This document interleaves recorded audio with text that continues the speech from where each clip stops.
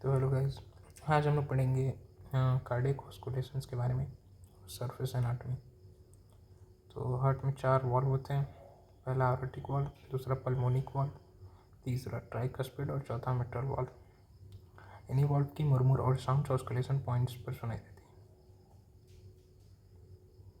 है। पहला है ऑरोटिक एरिया, जो कि राइट सेकेंड इंटरकोस्टल स्पेस और एक्सटर्नल बॉर्डर के पास होता है। ये ऑरोटिक वॉल्व की साउंड्स को सुनने के लिए बेस्ट जगह है। सो इसमें कॉमन मुरमुर है डायस्टोलिक मुरमुर और systolic Murmur. Diastolic Murmur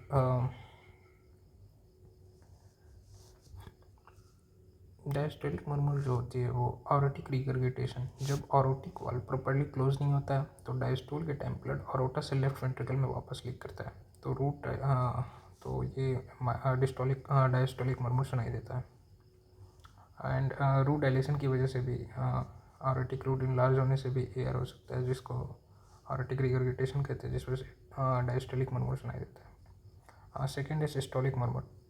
orotic stenosis, जब ऑरोटिक वॉल्व नैरो हो जाती है तो लेफ्ट वेंट्रिकल से ऑरोटा तक ब्लड फोर्सफुली जाता है, जो सिस्टोलिक मुरमुर क्रिएट करता है। Murmur crescendo D crescendo type के होते हैं और कैरोटिड आर्टरीज में रेडिएट करते हैं। सेकेंड है पल्मोनरी एरिया, जो कि लेफ्ट साइड के सेकेंड इंटरकोस्टल स्पेस और एक्सटर्नल बॉर्डर के पास है।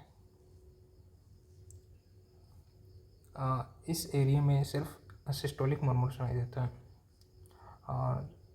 जो कि रीजन्स है इसके पल्मोनरी स्टेनोसिस और आर्टियल सेप्टल डिफेक्ट।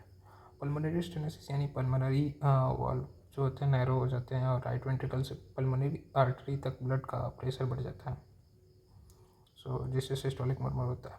और दूसरा एट्रियल सेप्टल डिफेक्ट ASD में लेफ्ट टू राइट शंटिंग होती है, जिससे पल्मोनरी फ्लो बढ़ता है और वाइड फिक्स स्प्लिटिंग ऑफ एस्टो सुनाई देता है। थर्ड है ट्राइकस्पिड एरिया, जो कि लेफ्ट फोर्थ इंटरकोस्टल स्पेस और एक्सटर्नल बॉर्डर के पास है। ये एरिया ट्राइकस्पिड वॉल्व और राइट साइड के हार्ट साउंड को डिटेक्ट करने के लिए यूज होता है। इसमें कॉमन मुरमुर से डायस्टोलिक मुरमुर और systolic Murmur. Diastolic Murmur tricuspid stenosis, और जब ट्राइकस्पिड वॉल्व नैरो हो जाता है तो राइट एट्रियम से राइट वेंट्रिकल तक ब्लड फ्लो ऑब्स्ट्रक्ट हो जाता है, और जिस वजह से एक मुरमुर सुनाई देता है। मुरमुर डीप इंस्पिरेशन पर ज़्यादा अच्छे से होता है। सिस्टोलिक मुरमुर जो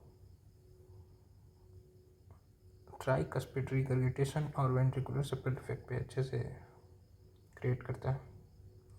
फोर्थ है आपके पास मिट्रल एरिया, जिसको लेफ्ट फिफ्थ इंटरकोस्टल स्पेस और मिड क्लेविकुलर लाइन के बीच में है। इसमें डायस्टोलिक मुरमुर इसमें भी और सिस्टोलिक मुरमुर इसमें भी होता है।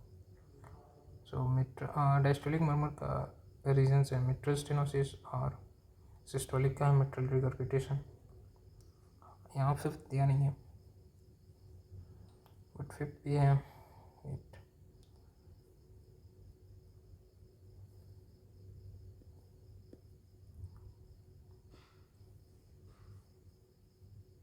ये जो ई है ये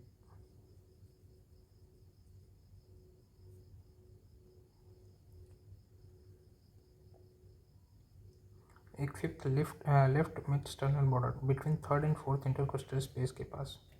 ये एरिया ऑरोटिक और पल्मोनिक रिगर्गिटेशन और हाइपरट्रॉफिक कार्डियोमायोपैथी डिटेक्ट करने के लिए इंपॉर्टेंट है। इसमें डायस्टोलिक मुरमुर रहता है और सिस्टोलिक होता है। डायस्टोलिक का रीज़न है पल्मोनिक रिगर्गिटेशन और ऑरोटिक रिगर्गिटेशन। सिस्टोलिक का रीज़न है हाइपर ट्रॉपिक कार्डियोमायोपैथी, जो इंटरवेंट्रिकुलर सेप्टम थिक हो जाता है, जिससे लेफ्ट वेंट्रिकल का आउटफ्लो ऑब्स्ट्रक्ट हो जाता है। उम्मीद करते हैं लेक्चर पसंद आया होगा, और अगर रिगर्गिटेशन और स्टेनोसिस का कंसेप्ट क्लियर नहीं है तो प्रीवियस लेक्चर देखें। Thanks for watching.